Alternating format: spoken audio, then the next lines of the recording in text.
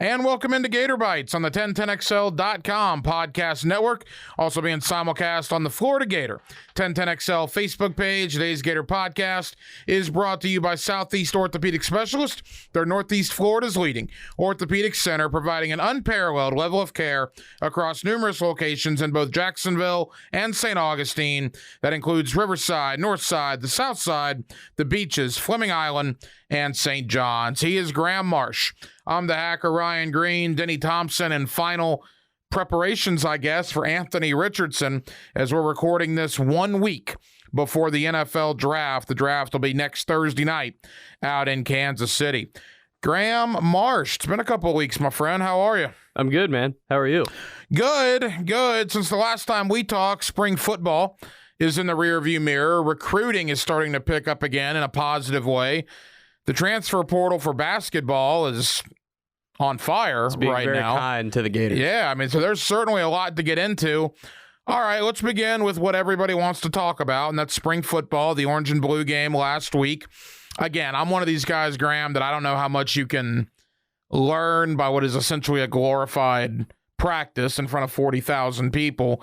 I love the idea that Hugh Freeze threw out there of Auburn a couple of weeks ago, and it's been bantered about now for some time about having like a FIU Florida game at the end of spring or an FAU Florida State game at the end of spring. Give the guys something to look forward to.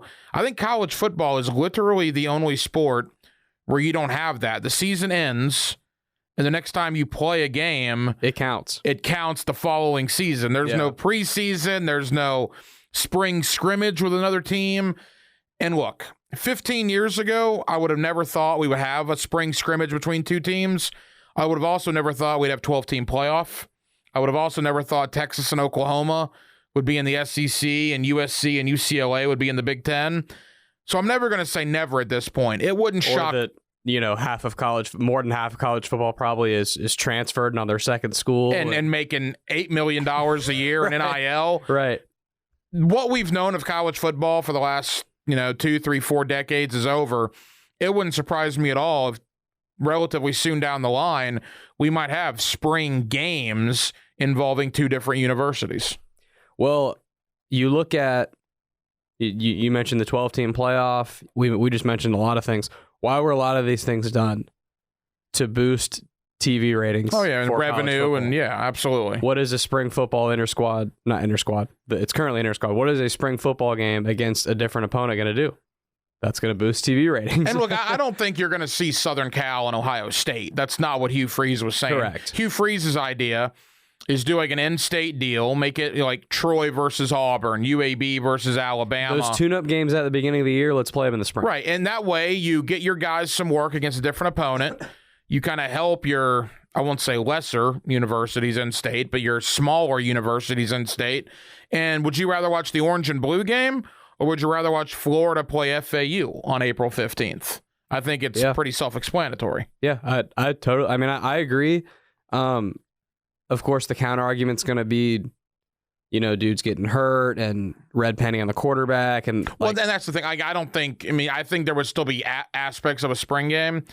You can hurt your knee in a spring game just as easily as you can. Fair. They were tackling, they were getting after it in the orange and blue game. It's just something interesting that Hugh Freeze brought up that I'd like to see come to fruition. Having said that, your thoughts last week on the orange and blue game to end spring practice? Well, I was down there with our friends from the Frangie Show, so I saw it live and in person, and it hurt my eyes to watch for a lot of it. It was tough. I agree with you that you can only take so much.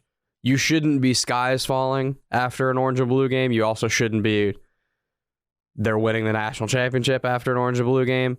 However, man, these quarterbacks and receivers struggled with some pretty simple pitch and catch, and that's concerning to me. So your biggest concern, the quarterbacks? Yes. What did you see out of Graham Mertz? Not enough. I'll tell you that much. Here's something I saw that was really concerning. And listen, typically in a spring game, like, you're going to see some rust on the offensive side of the ball. The offense takes a lot more time and fine-tuning than defense does typically. But there were like almost zero, with the exception of very few. There were almost zero like rhythm throws, like simple. Let's snap the ball. Let's catch it. 1, 2, 3, hit somebody. Like pretty simple dink and dunk down the field type throw. There was almost none of that. Any plays that Graham Mertz or Jack Miller made were because they had to scramble and find somebody break open and kind of stuff like that, kind of backyard ball kind of stuff. There were no like, almost like how the Jaguars do with Trevor Lawrence early in a lot of games where they get him completions. There was none of that at all the entire game. And I was that scares me. The one thing, and look, again, it's a spring game. According to people after the game, very, very, very basic vanilla playbook. I get all that. There were a lot of offensive linemen that did not play. This is going to be Gator football in 2023. You know, if you're used to the fun and gun of Spurrier or the spread of Urban or what Mullen brought to the table, that's gone. Here's going to be Gator football in 2023. 1st and 10, you hand the ball off to Montrell Johnson, he gains 4 yards. 2nd and 6, you hand the ball off to Trevor Etienne, he gains 3 yards. 3rd down and 3, you hope Graham Mertz can find a 5-yard completion and move the sticks. I mean, that, in a nutshell to me, and tell me if you disagree, that to me is going to be a lot of what this offense is going to be. I 100% agree. And our good friend Frank Frangie, watching the game with us, he made a funny comment. He was like, well, they've got, 4 good players on offense. Problem is they all play the same position. Yeah. I mean, they got great backs.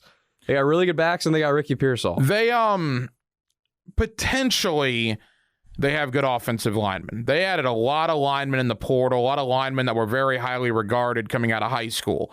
Now, can they gel? There's going to not be a lot of cohesiveness because they haven't played a lot, obviously, going into the year. But I think there's potential on the line. And the young receivers are – Andy Jean is an intriguing guy. Eugene Wilson isn't even on campus yet. Aiden Mizell, to me, is another intriguing guy. I don't know how much you can rely on these true freshmen this year, but I think they did do a good job in recruiting those guys last year.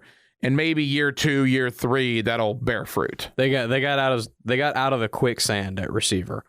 They sped up the position because all those guys can run, that's what I wanted desperately.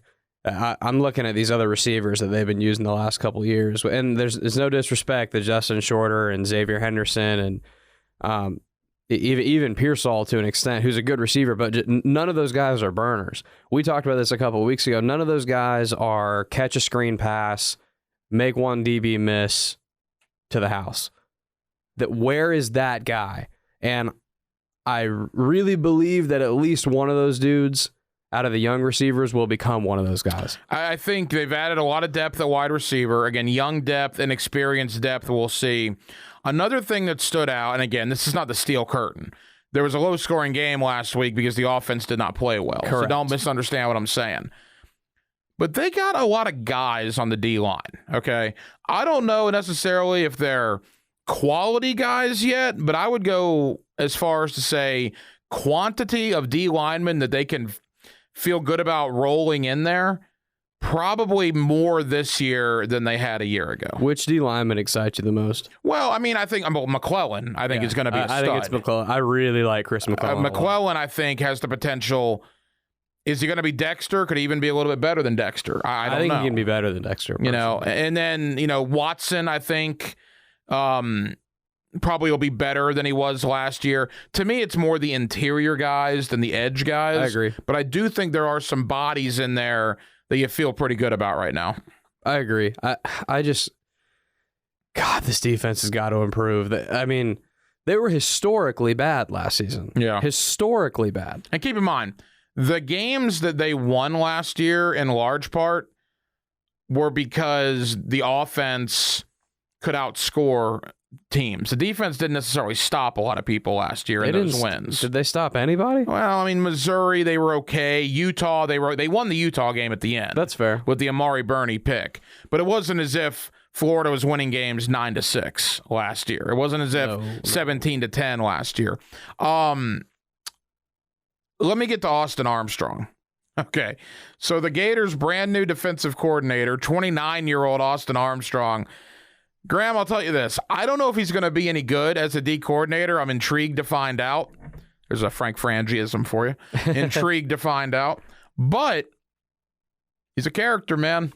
I think until Labor Day weekend, at least for the next 3 or 4 months, Gator fans are really going to like the guy. Now we'll see what happens when the games start counting. But if there was a star last week at the spring game, all you had to do was look on the sideline and find Austin Armstrong. And it's hard not to, I guess, support his enthusiasm. Oh, yeah. If he's a defensive coordinator. He is. For sure. I think if he needs to know that there are a lot of cameras that watch him do pretty much everything now. If you know, you know. Yes. I do think that if we were to jump in a time machine and fast forward 365 days from now and look at Hacker and Marsh doing a Gator Bytes, just take a peek real quick, I would be willing to bet Austin Armstrong at that point, all of Gator Nation is either going to love him or be like, I can't stand this guy. And there's no gray area. I agree. And you know what it's all going to be incumbent on?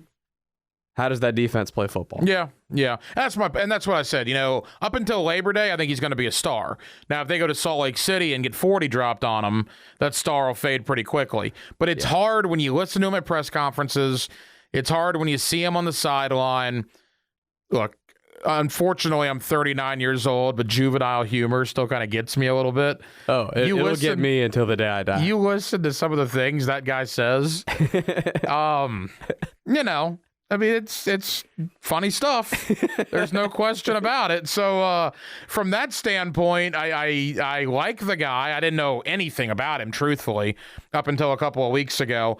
But it's hard, Marsh, to believe that the Gator defense won't be better. Because like you said, it would be hard for them to be worse than they were a year ago, which is shocking because Dexter's going to get drafted, right? Ventrell Miller is going to get drafted. Brenton Cox is going to get drafted. I would think at minimum one of Torrance and Dean will get drafted. You're going to have 4 or 5 defensive guys that are going to go into the NFL next week. Yet despite that Gator defense was horrid last year. Oh, they were atrocious. I mean, I think personally, I'd have to see the numbers and kind of truthfully break it down, but I believe 2020 is statistically the worst defense in the history of the school. And I don't think 2022 was very far behind, if I'm not mistaken. Now, the difference in 2020 is that's one of the best offenses the school's ever seen. Right. In 2022, that was not necessarily the case, so you ended up losing to Vanderbilt. So, but to me, correct me if I'm wrong on your opinion on this. On the offensive side of the football in college, you need dudes. You got to get dudes. If you don't have dudes, you're not winning. It's just that simple. But on offense, there is a lot of scheme. There's a lot of stuff you can do to try to Dan Mullen it, if you will, and kind of squeeze extra production out of the talent you got, even if it's not top notch. Right? There's a lot of different mismatches you can find. There's a lot of different ways you can put your quarterback in a position to succeed. There's some things you can do. Defense, I think defense is just dudes. Do you have the dudes or do you not? Right? Like in 2 years, if Austin Armstrong is still at Florida, what's going to make or break his defense is how he recruits. Yeah. But correct me if I'm wrong there. No, you're not wrong at all. And to me, I don't know this. My hunch in covering recruiting, and I did so on a pretty national basis for a few years there with Gridiron. I know a lot of these coaches. I get the vibe that Austin Armstrong is going to be a good recruiter. He's young. He can relate to a lot of guys. Look, it's the reality of the situation. A 29, 30-year-old guy can relate to 18-year-olds better than a 50-year-old guy can. I mean, that's just the way it is. Now, Billy Napier is going to be the closer. Billy Napier is Mariano Rivera.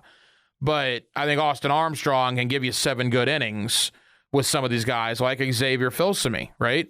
The 5-star from Texas. Huge get. The second-ranked safety in the country. that committed to Florida over Georgia and Texas A&M. Another big player in that recruit. Yeah. And that recruitment is DJ Lagway. And he is. DJ Lagway from Texas as well. No question about that. Let's get to recruiting here in a moment. Today's Gator Podcast is brought to you by Southeast Orthopedic Specialists. For the highest quality care, you can rely on Southeast Orthopedic Specialists for any orthopedic injury or concern. You can log on to their website by going to se-ortho.com, and you can listen for Southeast Orthopedic Specialists, the good doctor, Kevin Murphy, on Thursday mornings in the 7 o'clock hour with Jeff and Dan right here on 1010XL for his weekly analysis of injuries in sports. They're hot on the recruiting trail, both the 2024 class and the 2025 class. You mentioned DJ Lagway. Austin Simmons, the young man from Pahokee, the 2025 quarterback, who apparently, have you heard this? He's trying to get reclassified to 2023. 2 years. That's how's that even possible? And I asked a couple of people this. He's been homeschooled, and he already has enough credits for high school, and he's even taken college courses already. The problem is he's only played 2 years of high school football. He is a sophomore in high school now. He's what, 16? Yeah. So again, the age thing, I don't know how that works, but again, he's only played 2 years of high school football. But having said all that, regardless, they got a commitment from him. He's the number 4 ranked quarterback in the country for the class of 2025. Lagway's in the top 10 for quarterbacks in 2024. We just mentioned Xavier Filsaime, the second-ranked safety in the country, committed to Florida in the class of 2024. Even though there seems to be a lot of negativity surrounding this year's Gator team, the 2023 version, there seems to be a lot of positive movement on the recruiting trail for Billy Napier. Yes, there does. And it's what this program needed. Do I sense trepidation in your voice there? Well, you're about to hear my trepidation. Okay. And we've already talked about this a little bit. I believe that Billy Napier was hired to the University of Florida in a lot of ways to kind of strip the program down to its studs and rebuild anew in the way that programs that win do things in 2023. And Florida was doing things the way programs did things in the mid 2000s is probably about where they were timeline wise. So that's good. Obviously, that's very good. And I think Napier is building a really, really strong foundation of high school recruits year in, year out. And obviously that's really good. The first thing is I got to see that actually come to fruition on signing day. Mm-hmm. I need to see when signing day is over, when the ink is dry, I need Florida in what do you think? The top 3, the top 4, something like that. I need aggressive, competitive, oh my God, Florida's here. I wouldn't mind 7 or 8. I think I know where you're going. Well, let me throw this at you. I think Florida's recruiting class last year was very good. I think it got overshadowed because of the Jaden Rashada situation. Yeah, I agree. Because you look at the receivers they brought in, the DBs they brought in, the linemen they brought in. I think you look at Florida's class in totality last year, very good. Nobody cared about it, though, after the Rashada fiasco. If Rashada was still part of the class, I think the narrative is completely different on him being able to close on signing day. Which he did, mind you. Rashada asked out of his letter of intent a few days later. I agree. And again, I'm not saying he can't close on signing day. I'm saying that 7-8's fine. I need to be at 5. I need to be at 4. I need that next step is what I'm saying. Because at some point ever, I would like to play Georgia and Jacksonville and have some sort of belief that Florida belongs on the same field. And that sounds a lot like Georgia 10, 15 years ago. Right. Starts with baby steps, though. Xavier Filsaime, again. It does. I agree. Needs to start. He needs to have the signature, right? It's just a commitment. Florida beat Georgia for him. Georgia was in his final 3. It was Georgia, I believe, A&M, and Florida got him. So that's good progress, right? Because that wasn't happening for a while. It is. When it was a Georgia-Florida battle, they were going to Georgia. In this instance, the number 2 ranked safety in the country committed to the Gators. I agree. And those are the positive signs. Billy Napier is making that happen, right? That's his doing. That's him. That's his staff. That's that new facility. That's all of that is what is working for those types of things. We need more of those, of course. But the bigger point is Billy Napier going to have enough time to get all these guys in here to produce for him? Is he going to survive perhaps what you and I both think? I think, I don't want to speak for you, but I think what you and I both think might be a relatively poor 2023. Florida will be lucky to win 7 games this year. Right. And then 2024 going to be great? I don't know. So at that point, you're looking at the dude's been coaching for 2 or 3 years at Florida. Yeah. With nothing to show for it. I'm happy you brought that up. Gator fans, you have done this to yourself. You have earned this reputation. I'm not necessarily saying you're wrong, but your actions year after year after year with coach after coach after coach have done this. You went from Steve Spurrier, all right, who left in 2002. Then you had Ron Zook. You had Urban Meyer. You had Will Muschamp. You had Jim McElwain. You had Dan Mullen. And now you got Billy Napier. You've had 6 head coaches in the last 21 seasons. That's ridiculous. That's 3.5 years on average your coaches last in Gainesville. And that includes, what was Urban there for? 5 years, right? Which would take that average even further down with the other 5. You have done this. Your expectations, and I'm not saying you're alone, SEC fan bases, big-time fan bases, they're all guilty of it. Your expectations are crazy in a lot of instances. You force coaches out. You force hands of ADs and presidents and whatnot by your actions of not going to games and firethiscoach.com and this, that, and the other. And Florida fans have earned that reputation. The fact that anybody says Billy Napier is in trouble coming into 2023 is asinine. If they go 6-7 again, or 5-7, or whatever, or lose to Vanderbilt, at that point, I think some criticism would be warranted. And Gator fans are going to hate to hear this. You need to take a lesson and some advice from Florida State. Last year on CBSSports.com, Barrett Sallee, a friend of the station, I have him on all the time on Hacker After Dark, he had the 7 coaches under the most pressure coming into 2022 last season. Mike Norvell was on that list. All Seminole fans wanted Mike Norvell gone 12 months ago. Terrible, can't recruit, lives off of the portal, won't be sustainable, this, that, and the other. Back-to-back seasons, no bowl games. Let's get him out. Talk to Florida State fans now. 10-win season, going to be in the preseason top 10. It took Mike Norvell 3 years. 3 full years to start building something in Tallahassee. And now will you see him? They just beat Georgia for a 5-star tight end. Now Florida State's cooking. You've got to have patience, man. You've got to give Billy Napier time. If you want to put him on the hot seat after year 2, okay. I just hope that the Florida brass doesn't cave to the fan base like the Florida State brass didn't cave to their fan base. Because Florida State fans were in the same boat. They were mad at Mike Norvell. But the Florida State AD and management, whatever you want to call it, stuck with Mike Norvell, and you see what's going on now. Florida cannot fire Billy Napier under any circumstances until he's had 3 full years on the job. Agree or disagree? I agree with your overall point. I do think there's a couple differences with Florida State. I'd love to hear them. One of the biggest differences is because of Willie Taggart's buyout, Florida State couldn't afford to fire Mike Norvell. So validity to that. So well, like could not afford to do it, or chose not to do it because it would be very expensive. It would have put major financial stipulations on the program to fire Mike Norvell before last season.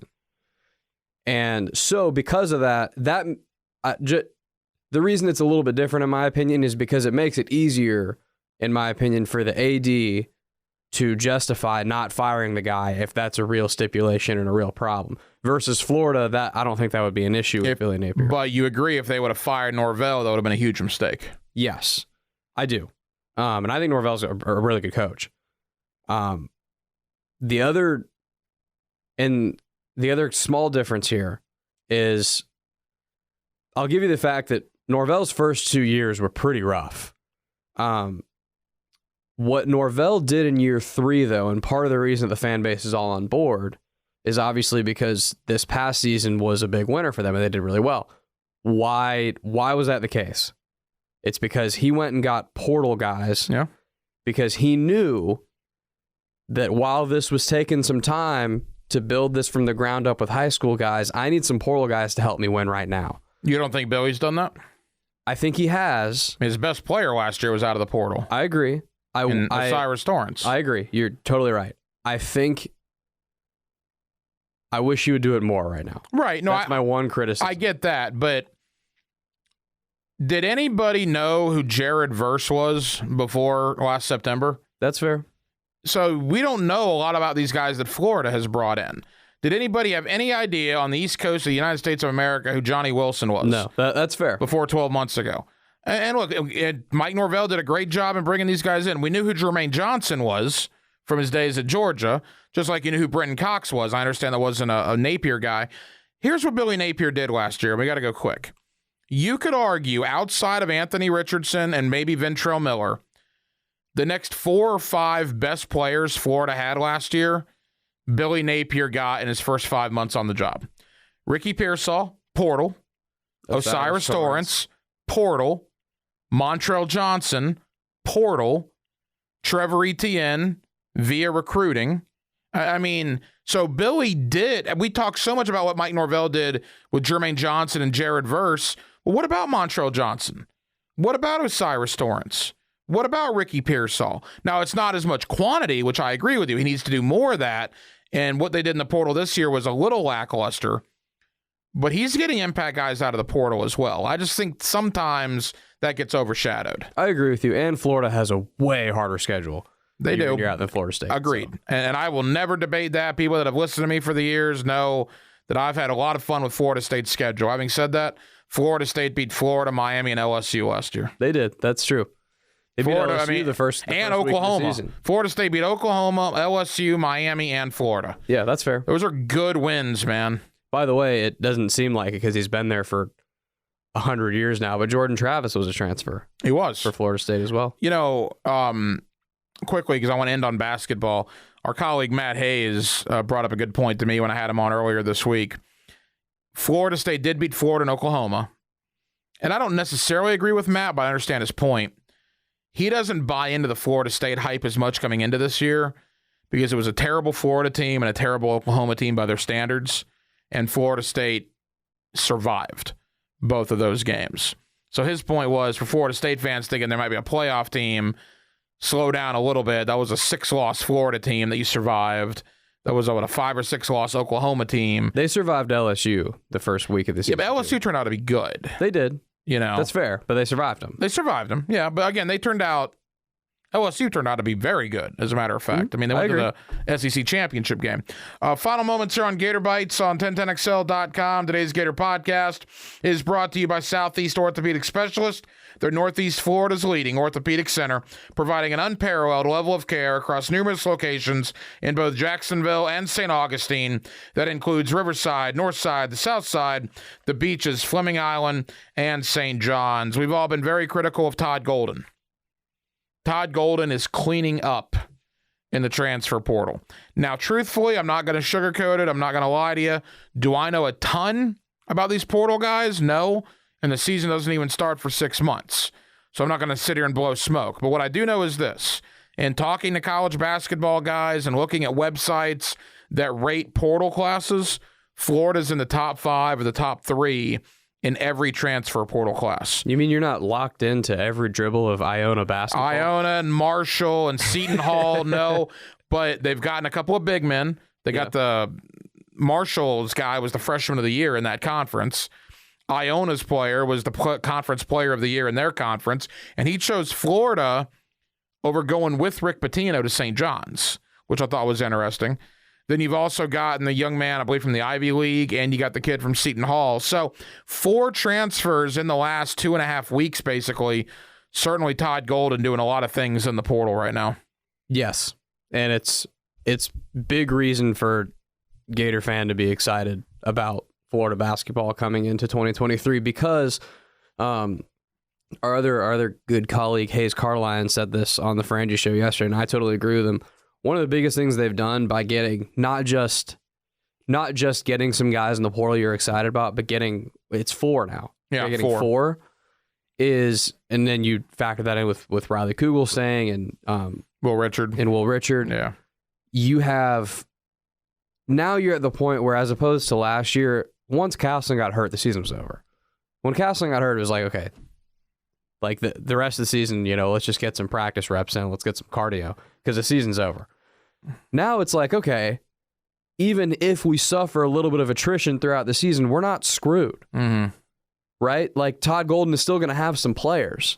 Yeah, I don't know what Fudge is doing. I'll never fault a kid for chasing his dream, but declaring for the NBA draft was shocking to me. The problem is Alex Fudge can't shoot.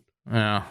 What do they draft in the NBA? I mean, he's a local kid. I've interviewed him a couple of times, and I wish nothing but the best for him. But when I saw that he was declaring for the draft, I said, I mean, he's not going to get drafted. No. He's just not. He has the body, and he has the athletic ability. Now, maybe he goes to the G League or he goes to Europe, and if he wants to make some money over there, again, I'm never going to fault a young man for trying to do that, but that's going to have to be the path for the NBA for him.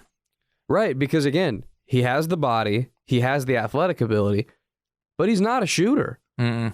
He's an athletic freak, but yes, yeah. But somebody at his size in the NBA better be able to shoot. Right. And really, really, really shoot from 3. And he doesn't do that. The one thing, and we'll end on this, the one thing I'll say about the portal, we don't know who any of these guys are. We just read who they are and talk to college basketball guys who know who they are. Did anybody know Colin Castleton 3 years ago? Did anybody know Dorian Finney-Smith or Vernon Macklin or any of these other impact transfers the Gators have gotten before they arrived on campus? So that's why I'm excited that it's the quantity. It's 4 guys that he's gotten, one of which was a conference player of the year, one of which was a freshman player of the year in his conference. You got to believe 1 or 2 of those guys really stands out, right? I would agree. I would hope so. There's no question about it. Quickly, last time you and I talked, where does Anthony Richardson go a week from tonight in the draft? My honest to God, gun to my head, where do I think he will be drafted? I'm going to say Detroit. You think Detroit? At 6? Okay. They pick at 6, right? Then you don't see that a whole lot. I don't think he gets out of the top 10. I think Indianapolis likes Will Levis, and I don't understand why. Doesn't he just look like an Indianapolis Colt, too? Yeah, he does. Well, because the Kentucky Blue. And I think Anthony, Las Vegas, I believe, is a real possibility. I also think Seattle. Seattle makes a lot of sense. Because they already have Geno Smith. You don't have to play Anthony right out of the gate. He could sit a year behind Geno Smith, kind of learn everything, and get thrust in there in 2024, 2025. So I would keep my eye on Seattle, and I would keep my eye on Las Vegas. I think Detroit and Seattle are the 2 best possible fits for him. Because he doesn't have to come in right away. And both of those teams have offensive weapons. Seattle could get a little bit more offensive help, but they have structure. Those organizations have a lot of structure that's pretty well in place now. Coaching staff that you can rely on is probably going to be there for the next couple of years while he's really developing. And yeah, the biggest thing is he didn't have to play right away. 30 seconds. We're based in Jacksonville. If Tennessee moves up to take him, what would your thoughts be on Anthony Richardson going to the Titans? Oh, my goodness. I mean, their new GM is a Gator. Rand Carthon. He is, yeah. I think that's... Would he be a good fit there? I mean, I don't know if he would necessarily be a good fit. Derrick Henry's coming into the last year of his deal. I just can't. I mean, other than Javon Curse, I guess maybe Ben Troop to an extent. There hasn't really been a prevalent Florida Gator. If you're a Gator and a Jaguar fan, the hated Tennessee Titans, it's been almost 20 years since they drafted a Florida Gator of really any impact. And I just wonder how Gator/Jaguar fans would like Anthony Richardson competing against the Jaguars twice a year for the next decade. That be really interesting. I will tell you, as long as Derrick Henry is a Titan, that's a scary ass backfield. It is, but I don't think Derrick Henry will be. Derrick Henry might not be a Titan in 3 months. I agree with that. And I don't think Derrick Henry's a Titan next year. This is the last year of his contract. It's pretty obvious Tennessee is, if nothing else, retooling, if not completely rebuilding. Marsh, I enjoyed it, man. We'll do it again in a couple of weeks. Yes, sir. That is Graham Marsh. I'm the hacker Ryan Green. Thank you for watching and listening to Gator Bytes on 1010XL.com and the Florida Gator 1010XL Facebook page.